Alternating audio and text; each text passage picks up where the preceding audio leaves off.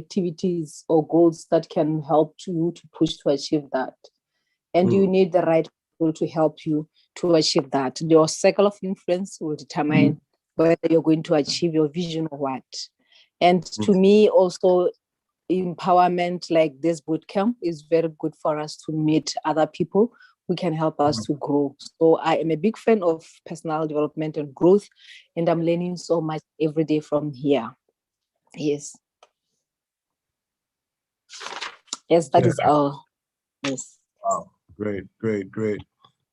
I'm And so the delighted. power and the power of affirmations. I'm just so excited every morning when I wake up. I'm just so excited. I send them like you advise. I make them like a song, so it keeps me going and keeps me motivated and very excited.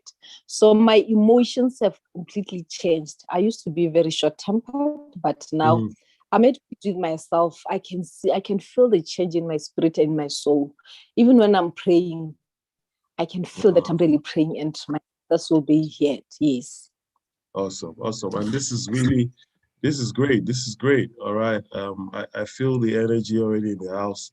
Um, and so it'll be nice to also have uh, anyone also just tell us how it's been. It's great to have you all coming in consistently every morning. Uh, but and this is part of what clearly just gets us in the mood to getting things done. Good morning, everyone. Yes, 3 minutes past 10 this side of West Africa. Um, and today is day 10. I believe everybody should be excited about today. Today is day 10. Day 10, as in, almost like you are almost midway, almost there. And then you begin to wonder, look, but we started a few days ago. And that's the build up, almost like a flywheel effect. We've started to build up, and somehow I'm sure we're beginning to take in some things, and it's almost beginning to help redirect us, all right, or reset us, or recalibrate us, or even reinvent us to experiencing or claiming an extraordinary life. Um, and when I get reviews like, or I did say, just shared, it just further reiterates the fact that this is not just any other thing, and I could have been doing any other thing this morning, but I've also committed to this cause that people must experience reinvention.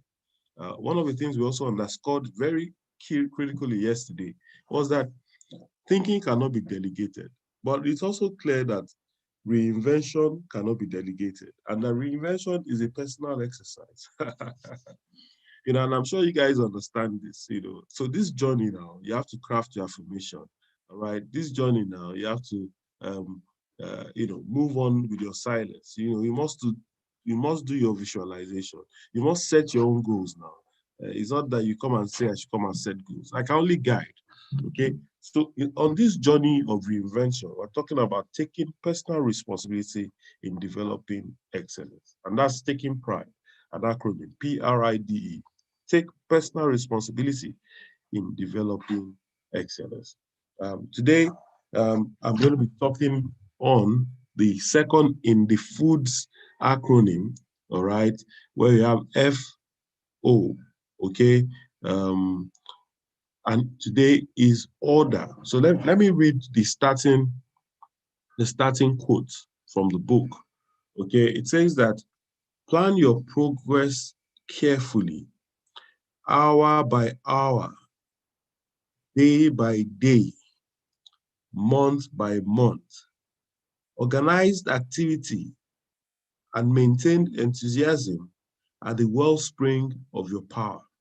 Hmm. And this was by Paul Mayer. He says, look, the wellspring of power of your power, that's where you get your strength from, is when you're able to introduce order. Okay. And order presupposes a pathway. It's almost like you must experience order if you want to experience change. Okay, it's that thing that and for those that are people of my faith, there's what you call line upon line, precept upon precept. Is that it's laying things in the right, or setting the foundation right, putting things in the right perspective, and getting things done. Okay, so order is critical for attaining any form of success. You hear when they say somebody is about to die, and the next thing is that he's been given an instruction to go and order his home. So someone hears the bad news. And isn't this sad? That is when people think that they want to die, that the next thing to do is to go and order, all right, their steps or order their home. This is something they should have done. And that's why you find out that when there's chaos and there's crisis, even when there's death, there will be a lot of confusion. Thank you, thank you. Sorry, I have my, my fuse water. We're going to take that shortly. So yes, so it, we kind of put the cart before the horse, you know, where essentially it should be the horse before the cart. And the first thing we must do, you know, in all things beyond after focus, is that we must have what we call order. Order is critical, you know, to everything and anything. Now, there's some leader of mine, is called Benjamin Franklin, and he came up with like some 13 virtues of life, you know, and this was a guide to character building. And you know, this tool was such that in the handbook, and the handbook has become one of those key things that even Americans have been told to imbibe, and it's helped them to bring about radical transformation in their lives. You know, Benjamin Franklin. So in his tool, there were 13 virtues he described, and the order is number 3. And you know, he went on to say, look, early to bed and early to rise makes a man healthy, wealthy, and wise.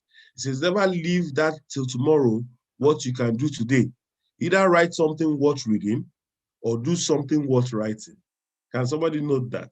You either write something worth reading, all right, or do something worth writing, all right? And you know, there was something Benjamin Franklin did. He said, all through his life's routine, you know, and having been celebrated, he had an approach, all right, for producing optimal productivity.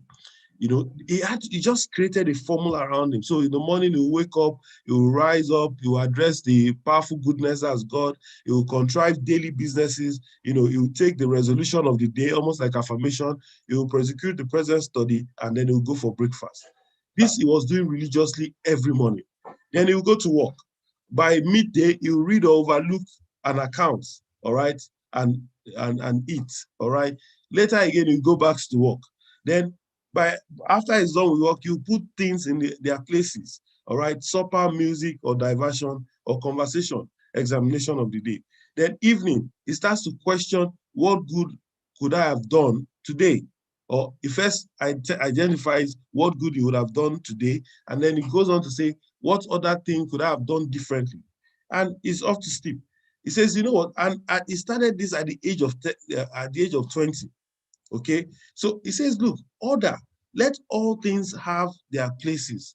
Let each part of your business have its time. Stop, you know, and that's, you see, when I was young, there was something, and I love the fact that we talked about having to learn through songs. And there was a song that we used to sing then. They would tell us, you know, trying to introduce order. 8 o'clock is the time for school. Never be late in the morning.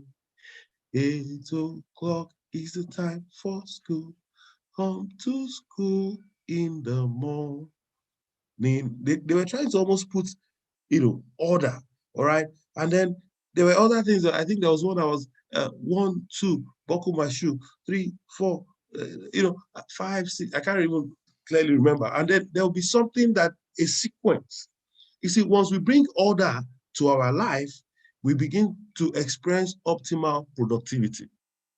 And there are a few ways that are recommended, and I'm going to be talking about a few this morning.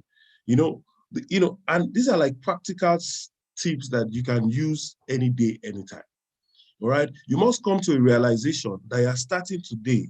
But what key areas? So if you have the book, you'd have seen how I listed areas where you want to set your goal around.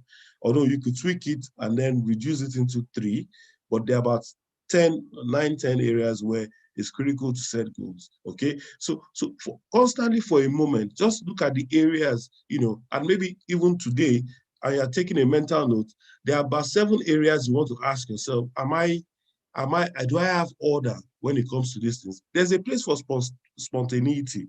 There's a place for, just being spontaneous. But I'm also saying that notwithstanding the place for spontaneity and surprises, there is the critical place for order. So one of the key places you must have order is around your spirituality, irrespective of your faith, because you have to commune with the elements. You have to commune to the universe. You have to commune with your God, even commune with yourself. Okay. So do you take time? Do you take time to bring order by ensuring that you at least commune in your spirit every morning? That's order. All right. You must also bring about order when it comes to your emotions. And that's what I love when Oridite said, look, this few days has also helped her to work on her emotions, so that she used to be very temperamental, but somehow she's been able to manage it. Another thing you must bring order to is your finances. Okay, and begin to ask yourself, take a mental note, but beyond the mental note, write it down that, hey, this is one of the areas, or this is my balance sheet of a sort. All right, what are my liabilities? What are my assets? And I'm talking generally now. This is not just even for business. It's for you to always see at a point in time what your financial outlook is. All right, guys. Another thing, and I think maybe we should bring someone to come and even help us on personal finance, and I'll try and get on, before the end of the bootcamp. They'll come and talk to us on personal finance, and what do you guys think about that? Can you leave your thoughts in the comments so that I know that it's something? If you think we require personal finance, all right, just drop it in the comments and just say you think that is important. Personal finance is critical, but if you want it, let's see in your chat. Let's see it in the chat. Okay, so another thing you must bring order to beyond the financial is the physical. And that's why we talked about those, even if it was 10 minutes, and then you wanted to double them in the increments of 5 or 10, please ensure that you have a routine. Because remember, we said that the brain does not know the difference between reality and friction. All right. So the way the brain works is that once you start to, just watch out, once you start to wake up at 6 o'clock, or you want to start to wake up at 5:30 or 5, after some time, even without an alarm, your brain will readily just secretes hormones or triggers you to wake up. And how did we drive this example home yesterday? We said, look, if you watch a movie, all right, and a movie like, say, Titanic, and somebody gave us another movie called The Coco, that if you watch a movie like Titanic, the actor in reality is not dead, all right? But the sequence of the movie provokes an emotion that makes you want to cry or makes you cry. Why? Because that's the way the brain works. That's the way the brain works.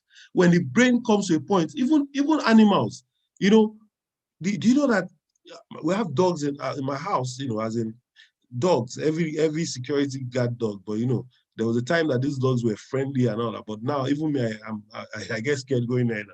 But I can tell you that whilst they were growing up, if they sense any form of a negative emotion, you start hearing, dogs are meant to be barking, you'll be hearing them, sounding certain, almost like emoting with you.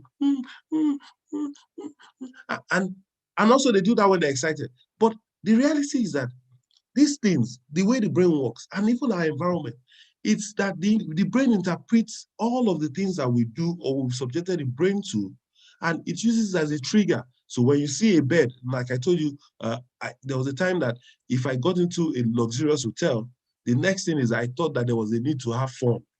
Okay, and I was always either trying to create a crowd or have company and all of that. But I needed to reorder myself. I say, hey, Ty, will calm down. So rather than give me a more exclusive accommodation, I would ask for either the business type, that kind of puts me and tunes me in the right perspective. So are you bringing order, physically? So the other bit you must bring order to is your career. Okay, what is the career path? You see, when you hear things like paths, that means that there's a way.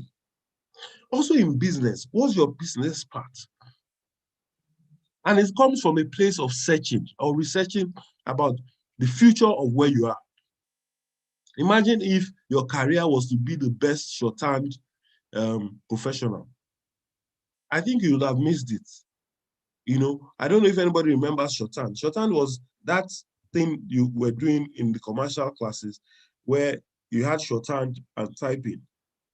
Okay, can you imagine your career was to become a professional secretary or an executive, not the kind of executive secretary that is in a CEO, but I'm saying that you just wanted to be typing. You would have missed it. So can you do some research so that you can bring some order and understand the future of where your career is headed? Another thing is we must bring order to is our relationship and in the way we relate with people. Okay? And that moves on clearly because you see, if you start to bring order to the way you relate, all right, your relational life or the atmosphere around your relations, you'll find out that you are now more intentional and deliberate. And you attract the best kinds of things that are critical. Okay, so today is my son's birthday. So I've been seeing him pace up and down. He's expecting that I should say, okay, happy birthday, son. All right, wait, come now, come. Let them see. All right, so we have some people here. All right, so yeah, okay. Yes, so you must determine how you relate, with bringing order to how you relate with people. The other bit is, and which is finally, is you must, I'm a bit shy to say it in front of him. Can you imagine the guy will not allow me to even, but another thing you must bring order to is to your sexuality. And BJ is 16 now, so don't worry. You must bring order to your sexuality because all of these things have a way of either helping you achieve or underachieve. And so we must bring order to those things. Now, those are, remember I said you must come to the realization that this is where I want to order my life. And you can increase the list or decrease the list. All right. Some of you can be nuns, so maybe you're not allowed to have sex. Some of you might decide that you want to be monks, so you just want to be alone, so you don't want to relate with anybody. Some of you might decide that no, you're already fit, so you don't need to go on your physical fitness. It's okay. This is not a compulsory, but I'm telling you, this is expedient. So come to the realization. The second thing I'm going to run quickly now is that you must take responsibility. And I've been talking about this taking responsibility. And, it's not just about talking about taking responsibility, it's that you must deal with it and bring back, some form of control or order. All right. So when there's chaos, they say, can we bring order here? Or when there's in a law court, you see that when everybody is rumbling, the next thing the court or the judge says is that order. Order is critical. And so after order, now you have to come to the point where you must reinvent or repent. Remember, I said something. I said that when we don't think, we sin. Okay, you see, sin is not necessarily as any of the the religions describe it. Sin also is when you come into, because there are some things you do, that you come into a deplorable state of shame, or you go just almost like in my part of the world, they'll say, you go just look yourself, say, that I will, you fuck up. That kind of, and sorry, pardon my friend, but almost like saying that you have gotten to a point where you realize that, hey, you messed up. All right, you realize that I messed up. And that's also shame. And that's that you realize that you didn't think through. And when you don't think through, ultimately, what begins to happen is that you begin to sink. And when you begin to sink, you start to stink. And so then you must repent of that action. All right. So it's not necessarily the very obnoxious. It could be even a responsibility to undertake something or to give an instruction to someone. You know, anything that when you come to the terms and review your day, you realize that I have messed up. It's time to repent. All right, it's time to repent. So let me run now. So remember what is most, and so the fourth one is that you must constantly recall. Remember the ways of thinking. One of the key things, the first step is to be able to remember or recall. Okay, so that's also one of the things you must develop to say, okay, can you remember what is important? I remember Lady Omo, as she was speaking yesterday, talked about prioritization. So, you know, once you want to bring order, it's also about there must be a plan. You must prioritize. Okay, and how do you? And that takes us to the fifth one. Now, how do you come to the point of prioritization? Is that you must get quiet. Okay, and excuse me, and determine what your three priorities are. All right, these aren't your goals. Remember to prioritize what is important and not your goals, or not necessarily your goals or your dreams or even your desires. These are immovable, concrete areas of importance in your life. Okay, almost like what we have listed, that you must constantly remember, you know, that is it about I must get to work, you know, I might get to my career or my business. What is the priority for you? You must have a priority now. You must have your priorities. So get in a quiet mood and determine what your top 3 to 5 priorities are, just so that you can then, all right, remember what is most important. Remember, so getting into a quiet place helps you to remember, and then, you know, that's one of the key things or the quickest acts to achieving this. I'm moving now. So then you must have a list of priorities on paper. Obviously, for you to prioritize, there must be a list. Then you have to, you know, the seventh thing will be to choose once and for all to keep those important priorities at the forefront of your mind. So, you know, it's about creating a system. And was it Lady Ulukade that was talking about systemizing all of these things? And that's what we have Benjamin Franklin did back then. He brought about a system to this thing, and it became a way of life. And then as you choose those priorities, you must begin ordering your life. You must start, all right, by building your daily schedules around your priorities and keeping in mind that every decision you make from here or out must be made with your priorities at the forefront of your mind. This will keep you from wasting time and then getting sidetracked or becoming lazy. And you know, penultimately, number 9 is you must learn new skills to replace old habits. Okay, so you find out that habits must be replaced. You don't just stop habits, because what happens is that once there's a vacuum, your brain already knows that something happens or this thing needs to be done. You know, so it's like if you're addicted to nicotine, the brain needs a replacement, because the brain will keep craving for nicotine. You know, so that's why they introduce other substances. That's why even when people get, you know, lured into drug addiction, there's a way that after some time, when they're withdrawing them, they'll still be giving them a bit of the drug, but in a different mode. Why? Because the brain at that point has been conditioned to the point that I must have a substance. Okay? And so also, when we're taking on new skills, it's important that we replace, when we're taking on new habits, it's important that we replace them with new skills. And third, and last but not the least, is that you must give yourself time to bring solid order into your life, almost like the Reinvention. Even though we've started the program and we declared it the 21 days of radical transformation, you know, some of the things that we want to experience might not happen almost immediately, but we must give ourselves time between 60 to 90 days and set a routine. And be rest assured that if you are consistent with this, if you are frequent with this and intense with this, that means if your CFI quotient is high on this journey and all through life, all right, then you would have experienced let me not call it supernatural. You experience a dramatic, all right, a radical transformation in your life. Guys, I thank you for your time.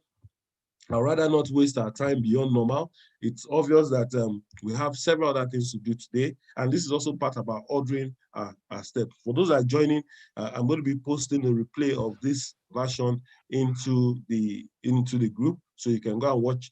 You can also subscribe to my YouTube channel, because even when we forget, you always can go and replay some of these morning sessions and some of the evening sessions. All right. So, guys, I commit you to the elements. I commit you to the God. I say today there will be order. All right, in the midst of chaos. In fact, in the beginning, God introduced order. So I introduce and I declare that you experience order in every area of your life. And we've listed a few. We said in your physical dimension, in your financial dimension, in your relational dimension, in your personal career dimension, in every area of your life. Receive order right now. So as you've received it, go and research on how to have order and then start taking charge, start taking responsibility. It's a beautiful day already. I'm elated. If you have your glass, let's toast to a beautiful day. This is water infused with lime or lemon. And I'm saying, seize the moment. Seize the moment. Seize the moment.